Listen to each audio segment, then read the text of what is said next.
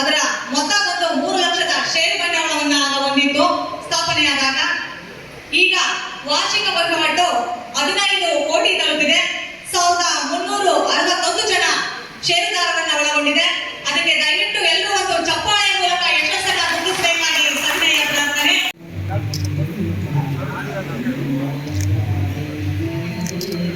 ಎಲ್ಲರೂ ಚಪ್ಪಾಳೆ ಹೊಡೆಯುವುದರ ಮುಖಾಂತರ ಈ ಕಾರ್ಯಕ್ರಮಕ್ಕೆ ಪ್ರೋತ್ಸಾಹವನ್ನು ನೀಡಬೇಕಾಗಿ ಸವಿನಯ ಪ್ರಾರ್ಥನೆ.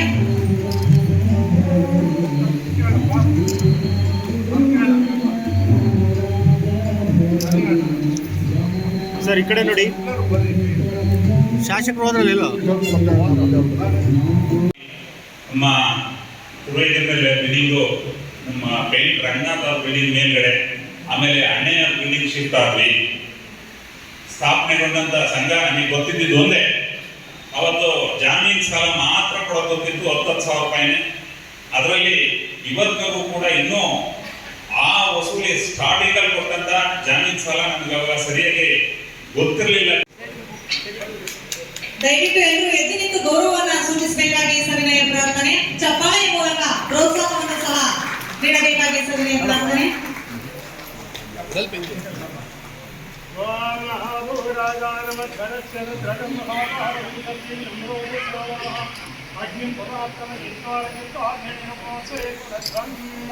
जय नमः पार्वती हर महादेव हर नमः पार्वती हर महादेव. ಎಲ್ಲ ಸದಸ್ಯರು ಸಹ ಪ್ರಾಮಾಣಿಕವಾಗಿ ಕೆಲಸ ಮಾಡ್ತಾರೆ. ಬಹುಶಃ ಯಾವುದೋ ಬ್ಯಾಂಕಲ್ಲಿ SBIಗೆ ಮತ್ತೊಂದು ಬ್ಯಾಂಕಲ್ಲಿ ಹೋಗಿ ಕಾಯ್ದು ಕೂತ್ಕೊಂಡು ಬಂದು ನಮ್ಮದೇ ಬ್ಯಾಂಕು ನಾವೇ ಸದಸ್ಯರು ಅಂತೇಳಿ ನಮ್ಮ ಬ್ಯಾಂಕಲ್ಲಿ ನಾವು ವ್ಯವಹಾರ ಮಾಡಿದ್ರೆ ಬ್ಯಾಂಕ್ ಚೆನ್ನಾಗಿ ಬೆಳೆಯುತ್ತೆ. ಹಾಗಾಗಿ ತಾವೆಲ್ಲರೂ ಸಹ ವೀರೇಂದ್ರ ಪಾಟೀಲ್ ಹೇಳಿದಂತೆ ಉತ್ತಮವಾದಂತಹ ಕೆಲಸ ಮಾಡ್ತೀರಿ. ಇದು ಹೆಚ್ಚೆಚ್ಚು ಸದಸ್ಯರಾಗಬೇಕು. ಈ ಸಂಘದ ಬಹುದೊಡ್ಡ ಸಮಾಜ ಇರ್ತಕ್ಕಂಥದ್ದು ಈ ಸಂಘದಲ್ಲಿ ಹೆಚ್ಚು ಸದಸ್ಯರಾಗಿ ಹೆಚ್ಚು ವ್ಯವಹಾರವನ್ನು ಇಲ್ಲೇ ಮಾಡಿ, ಯಾವುದೋ ಬ್ಯಾಂಕ್ಗೆ ನ್ಯಾಷನಲ್ ಬ್ಯಾಂಕ್ ನಿಂತ್ಕೊಳ್ಳೋದನ್ನು ಬಿಟ್ಟು ಈ ಬ್ಯಾಂಕಲ್ಲೇ ವ್ಯವಹಾರ ಮಾಡಿದ್ರೆ ಸ್ವಾಮೀಜಿಯವರು ಕಟ್ಟಿದ್ದ ಈ ಒಂದು ಸಂಸ್ಥೆಗೆ ಬಹಳ ಗೌರವ ಬರ್ತದೆ. ಮುಂದಿನ ದಿವಸ ಎಲ್ಲರಿಗೂ ಅನುಕೂಲ ಆಗುತ್ತೆ ಅಂತಕ್ಕಂಥ ಮಾತನ್ನು ಹೇಳ್ತಾ ಇವತ್ತು ಸಂಸತ್ ಸಭೆ ಕರೆದು 25 ವರ್ಷ ನಾನು ನೋಡಿದೆ. ಬಹಳ ಜನ ಸೊಸೈಟಿ ಮಾಡ್ತಾರೆ, 8 ವರ್ಷ ನಿಂತೋಯ್ತು ಕಿತ್ತಾಡ್ತಾರೆ. 25 ವರ್ಷ ಸತತವಾಗಿ ಬೆಳ್ಳಿಯ ಆಚರಣೆ ಮಾಡಿ 31 ಲಕ್ಷ ಲಾಭವನ್ನು ಮಾಡಿಕೊಂಡಂತ ಕೀರ್ತಿ ಹೊರಪೂಜೆ ಸ್ವಾಮೀಜಿಯವರಿಗೆ ಮತ್ತು ಆ ಕಮಿಟಿಯ ಸದಸ್ಯರಿಗೆ ಸಲ್ಲುತ್ತೆ ಅಂತ ಈ ಸಂದರ್ಭ. ಉತ್ತಮರೆಲ್ಲರನ್ನು ಸೇರಿಸಬೇಡಿ. ಯಾಕೆಂದ್ರೆ ಭಕ್ತ ಕಳವ ಮರೆಸಿಕೊಂಡು ನಾ ಸಜ್ಜನ ನೆಂಬಡೆ ಇದ್ದ ಗುಣವನ್ನು ನೋಡಿ ಬುದ್ಧಿ ಶೋಧಿ ಸಲುವಾಗಿ ಭಕ್ತ ಕಳವು ಕೈಯಲ್ಲಿದ್ದ ಮತ್ತೆ ಸಜ್ಜತನ ಉಂಟೆ ಇಂತಿ ಸಜ್ಜನ ಕಳ್ಳರ ಕೊಂಡು ಹೋಗುತ್ತೆ ಹೋದ ನಮ್ಮ ವಿಶ್ವನೇ ತಿಳಿದಾಗ್ತದೆ. ಯಾರು ಈ ಸಂಘಗಳಲ್ಲಿ ಇಟ್ಕೊಂಡು ಇದ್ದದ್ದನ್ನು ತಾನು ಅಪ್ಪರಿಸಿ ನಾನು ಬೆಳಿಬೇಕು, ನಾನು ಉದ್ಧಾರ ಆಗಬೇಕು, ನನ್ನ ಹೆಸರು ಬರಬೇಕು ಅಂತ ಯಾರು ಬರ್ತಾರೆ ಅವರನ್ನು ದೂರ ಇಟ್ಟು ಇಂತಹ ಸಹಕಾರ ಸಂಘಗಳು ಬೆಳೆಯಬೇಕು ಅಂತಕ್ಕಂಥ ಮಾತನ್ನ ಆ ಕಾಲದಲ್ಲಿಯೇ ಮೋಳಿಗೆ ಮಾರೇಶ್ವರನ ಕಾಲದಲ್ಲಿ ಇದ್ದ ಅವೆಲ್ಲವನ್ನು ಕೂಡ ನಾವು ಇಲ್ಲಿ ಅಳವಡಿಸಿದ್ದೇವೆ. ಇನ್ನು ವಿಚಾರ 57,685 ರೂಪಾಯಿ ಇವತ್ತು ನಿವ್ವಳ ಲಾಭ ಮಾಡಿರೋದು ನೋಡಿದ್ರೆ ಬಹಳ ಸಂತೋಷ ಆಗುತ್ತೆ. ಕಿತ್ತಾನೆ ಶಿವರುದ್ರಪ್ಪನವರು ಸಹಕಾರ ಚಳವಳಿ ಏನಾಯಿತು 1950ರಿಂದ 1905ರಿಂದ ಗದಗಿನ ಕಡಗಿನಾಳದ ಸಿದ್ದರಾಮಗೌಡ ಪಾಟೀಲರ ನೇತೃತ್ವದಲ್ಲಿ ಏನು ಪ್ರಾರಂಭವಾಗಿ ಇವತ್ತು ಸಹಕಾರ ಸಂಘಗಳು 1959ರ ಏನು ಸಹಕಾರ ಸಂಘಗಳ ಕಾಯ್ದೆಯಡಿ ಇವತ್ತು ರಾಜ್ಯದಲ್ಲಿ ಸುಮಾರು 20,000ಕ್ಕೂ ಅಧಿಕ ಸಹಕಾರ ಸಂಘಗಳು ಇವತ್ತು PSCC ಇರ್ಬೋದು, ಹಾಲು ಉತ್ಪಾದಕರ ಸಹಕಾರ ಸಂಘಗಳಿರ್ಬೋದು, ಗೃಹ ನಿರ್ಮಾಣ ಸಹಕಾರ ಸಂಘಗಳಿರ್ಬೋದು, ಮಾರ್ಕೆಟಿಂಗ್ ಫೆಡರೇಷನ್ಸ್ ಇರ್ಬೋದು, ಇವತ್ತು ಎಲ್ಲ ಸಂಘಗಳು ಸಹ ಇವತ್ತು ಏನು ಚಟುವಟಿಕೆ ಮಾಡುವಂಥ ಸಂದರ್ಭದಲ್ಲಿ ಬಹಳ ಸಕ್ರಿಯವಾಗಿ ಕೆಲಸ ಮಾಡುವಂಥ ಒಂದು ಅಮೆಂಡ್ಮೆಂಟ್ ಆದಮೇಲೆ ಏನು ಶಿವರುದ್ರಪ್ಪನವರು ಹೇಳಿದಂಗೆ 2001ರಲ್ಲಿ ಇವತ್ತು ಭಾರತ ಸರ್ಕಾರವು ಸಹ ನಬಾರ್ಡ್ನಿಂದ ಸಹಕಾರ ಸಂಘಗಳಿಗೆ ಇವತ್ತು ಅನುದಾನ ಒದಗಿಸುವಂಥ ಒಂದು ವ್ಯವಸ್ಥೆಯಲ್ಲಿ ಬಹಳ ಸಕ್ರಿಯವಾಗಿ ಇವತ್ತು ಕರ್ನಾಟಕ ರಾಜ್ಯದಲ್ಲಿ ಸಹಕಾರ ಸಂಘಗಳು ಕೆಲಸ ಮಾಡ್ತಾ ಇದೆ. ಅದರ ಹಿಂದೆ ರಾಜಕೀಯ ಪಕ್ಷಗಳು ಪ್ರವೇಶ ಮಾಡಿ ನಮ್ಮ ಪ್ರತಿಷ್ಠೆಯನ್ನು ಮೆರಿತಾ ಇದ್ದಾರೆ. ದಯವಿಟ್ಟು ನಮ್ಮೆಲ್ಲರಿಗೂ ನಮ್ಮ ಕಳಕಳಿಯ ಮನೆ ಸಹಕಾರ ಸಂಘಗಳು ಬದುಕಬೇಕು, ಬೆಳಿಬೇಕು. ಯಾವುದೇ ರೀತಿ ಸ್ವಪ್ರತಿಷ್ಠೆ ಮಾಡಿ ರಾಜಕೀಯ ಬೆಳೆಸಿದ ರೀತಿಯಲ್ಲಿ ನನ್ನ ಕರೆದಿದೆ ಮಾತಾಡೋ ಅವಕಾಶ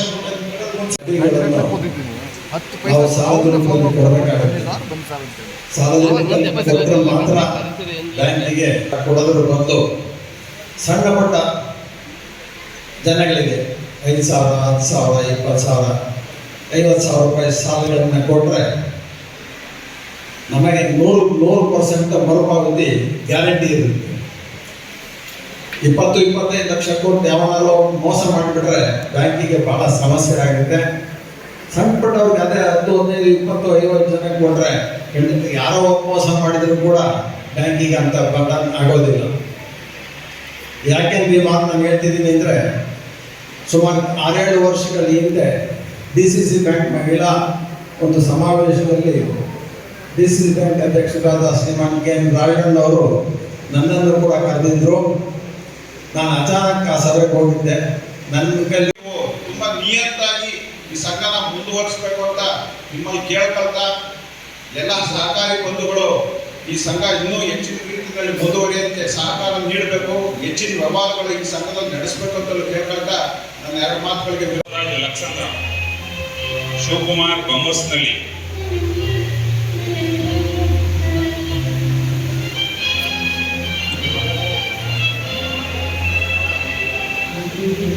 ಈ ನಮ್ಮ ಈಗಿನ ಹಾಲಿ ಕಾರ್ಯಕಾರಿ ಮಂಡಳಿ ನಿರ್ದೇಶಕರುಗಳು ಕೂಡ ಎಲ್ಲರೂ ಒನ್ ಬೈ ಒನ್ ಬಂದು ಎಲ್ಲರಿಗೂ ಕೂಡ ಆಶೀರ್ವಾದವನ್ನು ಪಡ್ಕೋಬೇಕು ಅಂತ ಹೇಳಿ ಕೇಳ್ಕೊಂತ ಇದ್ದೀನಿ. ಬೇಗ ಬನ್ನಿ ಎಲ್ಲರೂ.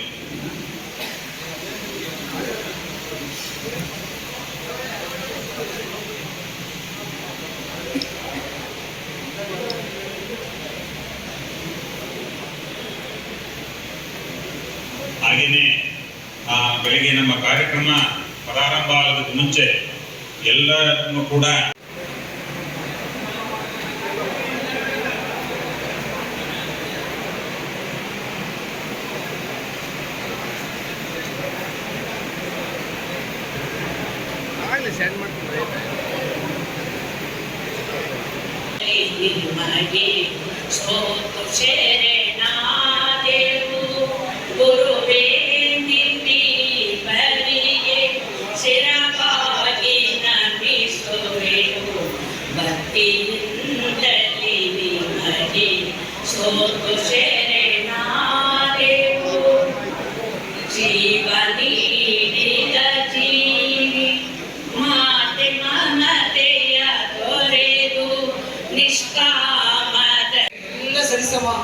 ಸಮಾನವಾಗಿ ಆಗ್ತಾ ಇತ್ತು.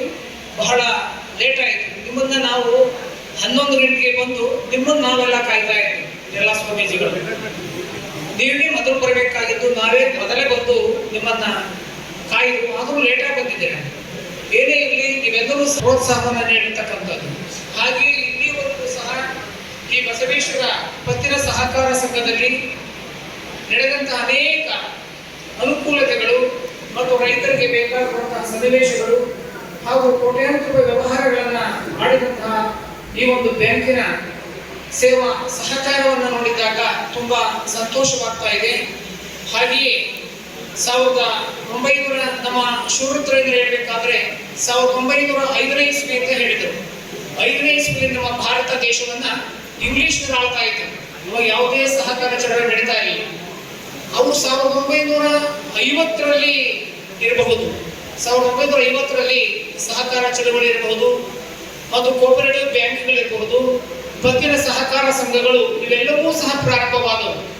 ಹಿಂದೆ ನೆಹರು ಕಾಲದಲ್ಲಿ, ಮಹಾತ್ಮ ಗಾಂಧೀಜಿಯವರ ಕಾಲದಲ್ಲಿ 1949ರಲ್ಲಿ ಸೆನೆಟ್ ಕಮಿಟಿಯನ್ನು ರಚನೆ ಮಾಡಿ ಸುಮಾರು 8-10 ಬ್ಯಾಂಕ್ಗಳನ್ನು, ರಾಷ್ಟ್ರೀಕೃತ ಬ್ಯಾಂಕುಗಳನ್ನು ಮಾಡಿ ಜನಗಳಿಗೆ ಅನೇಕ ವ್ಯವಹಾರ ಮಾಡುವಂತಹ ಸಂಘ ಸಂಸ್ಥೆಗಳಿಗೆ ಮತ್ತು ದೊಡ್ಡ ಸಾಲ ಕೊಟ್ಟು ಬರೀ 2 ಗೋಲ್ಡ್ ಪ್ಯಾಕೆಟ್ ಇದ್ರೆ ನಮ್ಗೆ ಬಹಳ ಆಶ್ಚರ್ಯ. ಯಾಕೆಂದ್ರೆ ನಾವು ಹೇಳಿದ ಸರಿಯಾಗಿ ಕೇಳ್ಕೊಂಡ್ರು ಇರುವಂತಕ್ಕಂಥ ಅನುಮಾನ ಕೂಡ ಉಂಟಾಗಿರ್ತಕ್ಕಂಥ ಅದೇನಂದ್ರೆ ಎರಡು ವೀರೇಂದ್ರ ಪಾಟೀಲ್ ಹೇಳಿದ್ರೆ ಎರಡು ಮಾತ್ರ ಕೋರ್ಟ್ ಹೋಗಿದ್ರೆ ಬಹುಶಃ ಜಿಲ್ಲೆಯಲ್ಲಿ ಇದಕ್ಕಿಂತ ಉತ್ತಮವಾದಂಥ ಸಹಕಾರ ಸಂಘ ಮತ್ತೊಂದಿಲ್ಲ.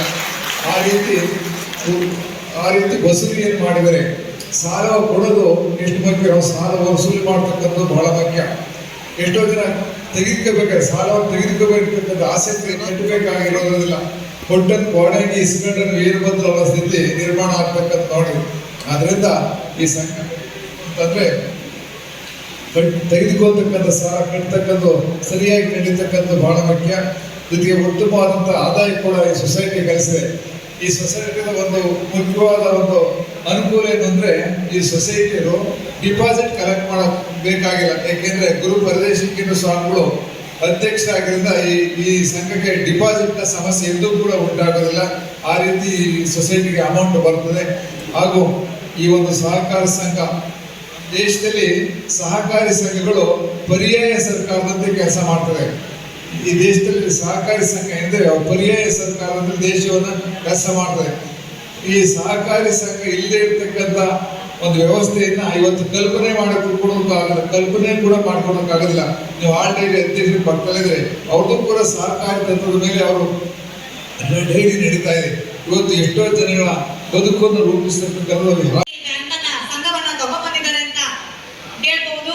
ಈ ರೀತಿ ನಮಗೆ ಆಶೀರ್ವಚನವನ್ನ ನೀಡಿದಂತಹ ಪರಮ ಪೂಜ್ಯ ಶ್ರೀ ಶ್ರೀ ಇಮ್ಮಡಿ ಕರಿಬಸವ ದೇಶಿಕೇಂದ್ರ ಮಹಾಸ್ವಾಮೀಜಿಯವರು ಸಿಡ್ಲೆಹಳ್ಳಿ ಮಹಾಸಂಸ್ಥಾನ ಮಠ ಶ್ರೀ ಗುರುಕುಲಾನಂದಾಶ್ರಮ ತಿಂಟೂರು. ಈ ಒಂದು ಸಂಘ 25 ವರ್ಷಗಳನ್ನ ಪೂರೈಸಿ ಇವತ್ತಿನ ಒಂದು ದಿನದಲ್ಲಿ ನಡೆಯತಕ್ಕಂಥ ಒಂದು ಸಂತೋಷವಾದ ದಿನ. ಈ ಕಾರ್ಯಕ್ರಮ ನಡೆಸಬೇಕು, ಇದನ್ನು ವಿಶೇಷವಾಗಿ ಆಗಬೇಕು ಅಂತಂದ್ರೆ ನಮ್ಮ ತುರುವೇಕೆರೆ ತಾಲೂಕಿನಲ್ಲಿ ಇಂಥ ಸಹಕಾರ ಸಂಘಗಳು ಬಹಳಷ್ಟು ಮುಚ್ಕೊಂಡ್ಬಿಟ್ಟವು. ಇದೊಂದು ಐತೆ, ಆದ್ರೆ ಇದು ಚೆನ್ನಾಗಿ ನಡೀತಾ ಇರ್ತಕ್ಕಂಥದ್ದು. ಮುಚ್ಕೊಂಡ್ರೆ ಉದ್ದೇಶ ಹೇಳ್ತಾ ಇಲ್ಲ. ನಮ್ಮ ಸಹಕಾರ ಸಂಘದಲ್ಲಿ ಇರ್ತಕ್ಕಂಥ ನಿರ್ದೇಶಕರುಗಳು, ನಮ್ಮ ಸರ್ವ ಸದಸ್ಯರು ಎಲ್ಲರೂ ಸಹ ಅದೇ ರೀತಿ ಉತ್ಸಾಹವನ್ನ ತೋರಿಸಿಕೊಂಡು ಈ ಸಂಘದಲ್ಲಿ ಸಾಲವನ್ನು ಪಡೆದುಕೊಳ್ಳೋದು, ವಾಪಸ್ ಕೊಡ್ತಕ್ಕಂಥ ಪ್ರವೃತ್ತಿಯನ್ನ ಬಹಳ ಚೆನ್ನಾಗಿ ನಡೆದುಕೊಂಡು ಬಂದಿರತಕ್ಕಂಥದ್ದು, ಬಹಳ ವಿಶೇಷವಾಗಿರ್ತಕ್ಕಂಥದ್ದು. ಆ ದೃಷ್ಟಿಯಿಂದ ಇವತ್ತು ಈ ಸಹಕಾರ ಸಂಘ ಹೆಚ್ಚಿನ ರೀತಿಯಲ್ಲಿ ನಡೀತಾ ಇರ್ತಕ್ಕಂಥದ್ದು. ಇದು ಮೊದಲು ಪ್ರಾರಂಭವಾದಾಗ ನಮ್ಮ ರಾಜಪ್ಪನವರು, ಸದಾಶಿವಯ್ಯನವರು, ವಿಜಯ ನಮ್ಮನ್ನು ಅಧ್ಯಕ್ಷರಾಗಬೇಕು, ನೀವು ಬರಬೇಕು ಅಂತಕ್ಕಂಥ ದೃಷ್ಟಿಯಿಂದ 16 ವರ್ಷದ ಕೆಳಗೆ ಈ ಒಂದು ಕಾರ್ಯಕ್ರಮವನ್ನು ಮಾಡಿ ಈ ಸಂಘಕ್ಕೆ ಅಧ್ಯಕ್ಷರನ್ನು ಮಾಡಿ ಆ ಹೊತ್ತಿನಿಂದ ಇವತ್ತನ್ನು ನಾವು ನೋಡ್ತಾ ಇದ್ವಿ. ನಮ್ಮ ಸಂಘದ ಸದಸ್ಯರು, ಸರ್ವ ನಿರ್ದೇಶಕರು ಎಲ್ಲರೂ ಸಹ ಯಾವ ರೀತಿ ಅವರ ಸಂಘದಿಂದ ಅವರ ಸಂಭಾವನೆಯನ್ನು ಪಡಿತಾ ಇಲ್ಲ. ಮೀಟಿಂಗಿಗೆ ಬಂದರು, ಅವರ ಊಟಕ್ಕೂ ಸಹ ಅವರು ಇಷ್ಟು ದುಡ್ಡಿಂದ ಮಾಡ್ಕೊಂಡು ಹೋಗ್ಬೇಕೆ ಹೊರತು ಇಲ್ಲ. ಇದನ್ನ ಯಾಕೆ ಹೇಳ್ತೀವಿ ಅಂದ್ರೆ ಎಲ್ಲರ ಸಹಕಾರ ಇದ್ರೆ ಸಹಕಾರ ಸಂಘ ಅಂತ ಕೆಲಸ. ಎಲ್ಲರ ಸಹಕಾರ ಇದ್ರೆ ಈ ನಾವು ಸಂಘ ಇದ್ದೀವಿ, ನಾವು ಖರ್ಚು ಮಾಡೋದು ಹೇಳೋದು